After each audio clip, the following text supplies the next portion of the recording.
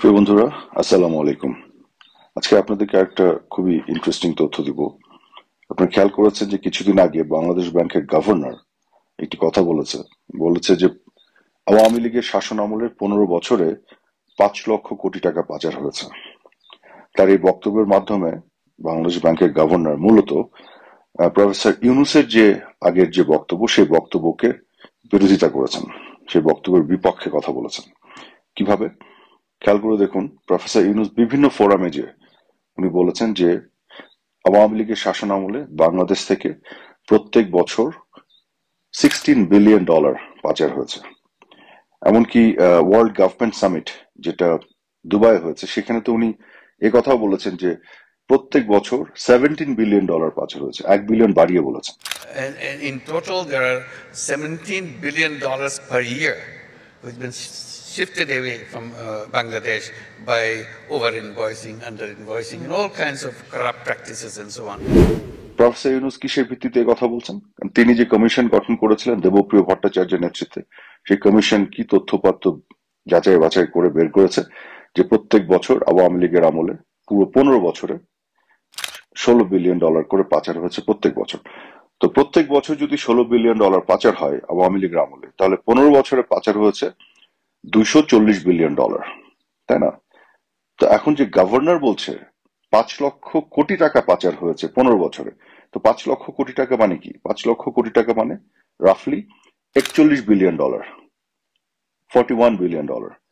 আচ্ছা, তাহলে প্রফেসর ইউনূসের বক্তব্য অনুযায়ী এবং তার কমিশনের রিপোর্ট অনুযায়ী 15 বছরে টোটাল পাচার হয়েছে $240 বিলিয়ন।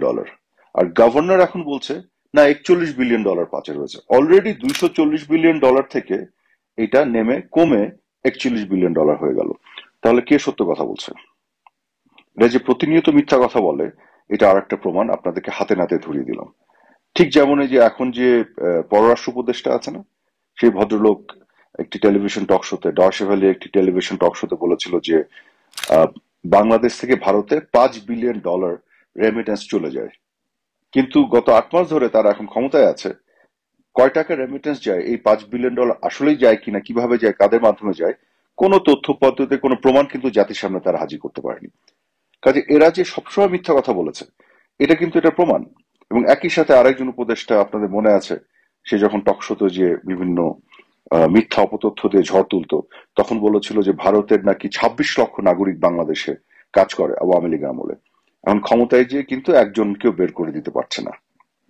এরা যে ডাহা মিথ্যা কথা বলেছে বিভিন্ন সময় এবং এখনো বলছে, এটা কিন্তু প্রতিনিয়ত প্রমাণিত হচ্ছে। এবং আপনাদের মনে আছে যখন ইলিশের সিজনে ইলিশ রফতানি হতো আওয়ামী লীগের আমলে বাংলাদেশ থেকে, কত কথাবার্তা তারা বলেছে, অথচ তারা নিজেরাও কিন্তু ইলিশ রফতানি করেছে। অর্থাৎ ইলিশ রফতানি বিষয় নিয়ে যত ধরনের কথা তারা বলেছে আওয়ামী লীগের আমলে, সবগুলো যে তারা মিথ্যা বলেছে এটা প্রমাণ হচ্ছে তারা যখন ক্ষমতায় তখন তাদেরকেও কিন্তু ইলিশটা রফতানি করতে হয়েছে। তো এইভাবে চোখের সামনে এই ধরনের ডাহা মিথ্যা কথা এরা বলে যাচ্ছে। আপনাদেরকে আসলে আমি যেটা অনুরোধ করবো সেটা হচ্ছে যে কারো পছন্দের কোনো ব্যক্তি বা অপছন্দের ব্যক্তি থাকতে পারে, দল বা নেতা বা নেত্রী থাকতে পারে, কিন্তু দেশ এবং জাতির স্বার্থে সত্য তথ্য যেখানে থাকবে তার পক্ষে থাকা উচিত। এরা সবসময় তথ্যকে ম্যানিপুলেট করে, মিথ্যাচার করে এবং আওয়ামী লীগের বিরুদ্ধে এক ধরনের বিভ্রান্তি তৈরি করে মানুষের মধ্যে তিক্ততা তৈরি করে। তাহলে আজকে আমি যদি প্রশ্ন করি, এতদিন ধরে এই যে ডক্টর ইউনূসের যে কমিশন, দেবপ্রিয় ভট্টাচার্যরা বলল আওয়ামী লীগের আমলে প্রত্যেক বছর $16 বিলিয়ন পাচার হয়েছে, অর্থাৎ 15 বছরে $240 বিলিয়ন পাচার হয়েছে। প্রফেসর ইউনূস নিজে এটা ওয়ার্ল্ড ইকোনমিক ফোরামে বলেছে $240 বিলিয়ন পাচার হয়েছে। সে নিজে বলেছে 1 বিলিয়ন বাড়িয়ে এই প্রত্যেক বছর $17 বিলিয়ন পাচার হয়েছে। কোথায়?